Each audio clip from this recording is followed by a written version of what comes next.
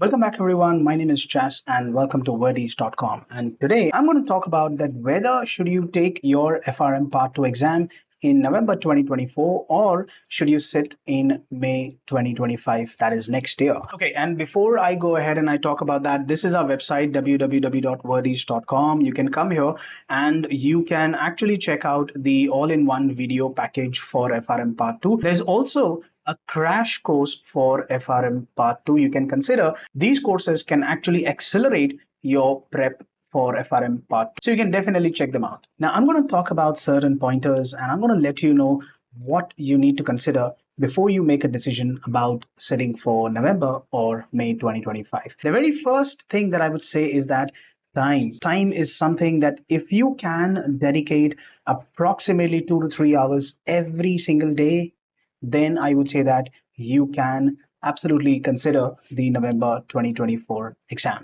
If you're able to allocate time within your work schedule, then you can think about going for November 2024. But if you feel that you may have certain personal event, maybe work commitments is going to get higher and you may not have enough leaves, holidays, whatever that thing is, if you feel that any of these events is going to just consume your time, then I would say that it does not make sense. I would say that consider the May 2025 exam. The second pointer that I want you to consider is that of momentum. See, you have a fixed pattern that has been successfully worked out for you for your level 1 exam. So the momentum is on, the confidence is on. Everything is good for you right now. So all you need to do is you just need to stretch this particular pattern for the next 4 months and you can appear for November 2024. Okay, everything is good. Plus, you have all the concepts, the foundational knowledge that is needed for part 2. You really have covered that in FRM part 1. So the concepts are still fresh in your mind. So with that being said, you can consider the November. So talking about the third point, that is the curriculum change. Now, GARP does update their curriculum almost every year, and especially the current issues is changed because whatever happens in the current financial year, that is being put as a syllabus for current issues for the next upcoming year. So, of course, we can expect that.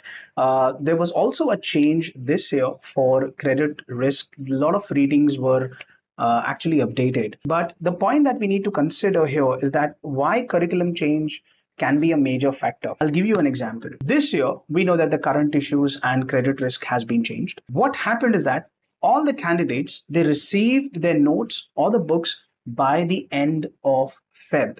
Yes, that's absolutely right. So the time that they received the book was Feb, and you have an exam just 2 months after that in May. How are you supposed to increase the chance of passing your exam?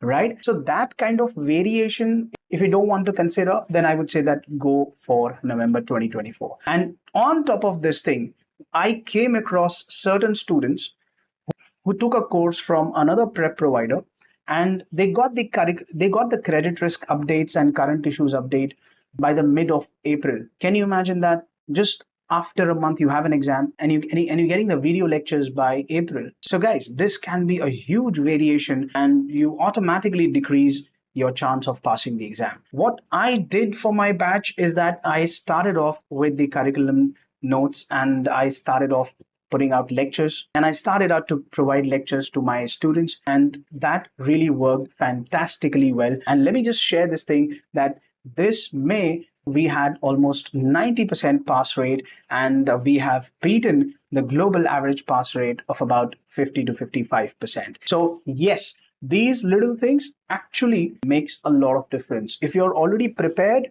you can start solving questions, start moving to mocks, and so on and so forth. But imagine if you're getting the books by Feb and you're getting the video lectures by April, I think that doesn't solve the purpose. So consider that. The other point that you can consider is that there's not going to be any fee hike if you go for November. There can be probability that yes, May 2025, the fee would be hiked by maybe $50 or $100. Not sure about it. It can also remain the same. But yes, this is something that you can actually consider. Then finally, if you have any major work events like a job change or anything, then I would say that May 2025 is suitable. But if you know that you're not switching the jobs, or you have consistency in your work and you have time in your favor, then I would say that stick to November. It is very much possible to complete it is very much possible to clear the FRM Part 2 by November 2024. And my final recommendation is that wait till 31st of July. Yes, this is the last date until when you can decide whether you want to go for November or 25. If you feel that everything is going well,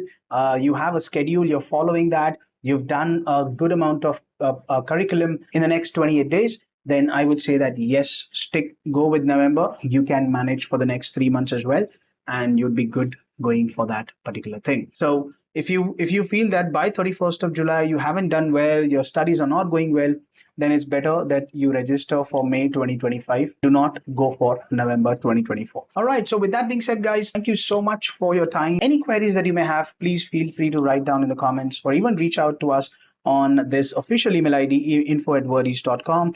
And this is our WhatsApp number. Feel free to connect. So, all right. So thank you so much. And you all have a good day.